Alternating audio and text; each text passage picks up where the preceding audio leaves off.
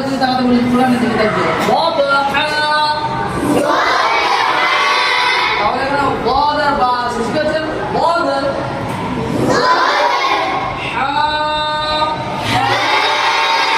ওয়াদহা হবে। বানানের ক্ষেত্রে কিরকম হবে?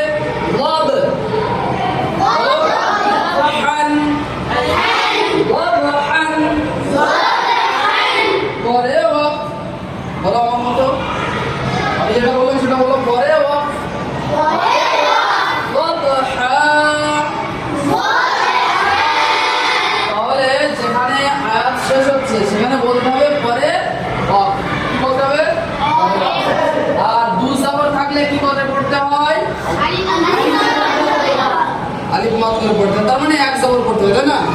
এই দেখো আমি দুই জবর জায়গায় এক জবর দিলাম, তাহলে কি হলো? আলিফ মাত হয়ে গেল না? তাহলে দুই জবর থাকবে কিন্তু আমাদের এক জবর পড়তে হবে, তার মানে আলিফ মাত হয়ে যাবে। মনে থাকবে দুই জবর এক হয়, দুই জবর এক হয়। বলো আমি বলো, দুই জবর। আবার আমি বলে বলো, দুই জবর মনে থাকবে। আচ্ছা, আর সাত হারাকাত জানো না কবিতাটা? কবিতা কেউ জানে না? বলো, সাত হারাকাত সাকিন হয়, দুই জবর এক হয়। এবার বুঝতে পারছো সাত হারাকাত সাকিন হয় মানে? বুঝতে পারছো যেখানে যেখানে জবর জের পেশ, দুজের দু পেশ, ফারাজের উল্টা পেশ, কটা হারাকাত হলো? জবর জের পেশ, দু জবর দু জের দু পেশ, ফারা জবর ফারাজের উল্টা পেশ। এর ভেতর থেকে শুধু ফারা জবর আর দু জবর বাদ দিয়ে দাও, তাহলে কটা হলো? এই সাতটা হারাকাত অক্ষর অবস্থায় যেখানে থাকবে সেখানে কি করতে হবে আমাদেরকে? এই যে সাকিন করতে হবে। সাত হারাকাত, সাত হারাকাত কি হবে? যেরকম আলহামদুলিল্লাহ রাব্বিল আলামিন আছে, ঠিক আছে? আলামিন, তাহলে জবর আছে, তাহলে আমরা কি পড়ি? আলামিন পড়ি তো নাকি? এটা খুব সহজ বিষয়। সাত হারাকাত সাকিন হলে দুই জবর কি হয়? والعاديات ضبحا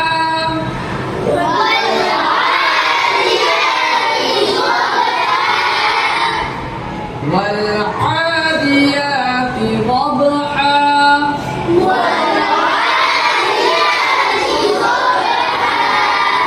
চলো এখানে দেখো অপূর্ণ পুরোটা একবার হবে। ওয়াল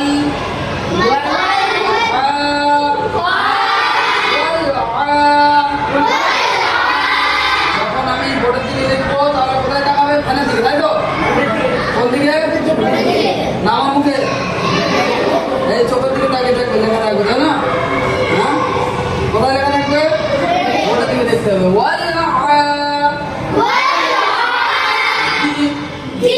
والعادي والعاديات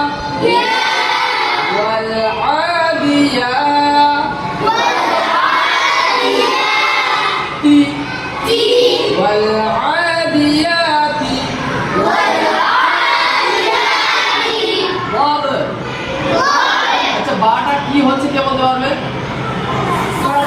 হ্যাঁ, কি হচ্ছে? মধ্যে বা আছে, তাই না?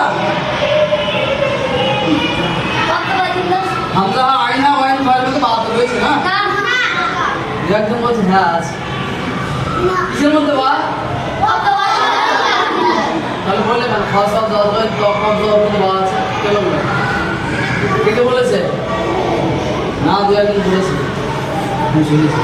তাহলে বাটা কি হবে? والعاديات ضبحا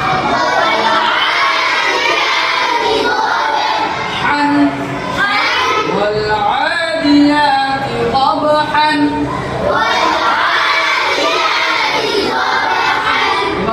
وربط والعاديات ضبحا।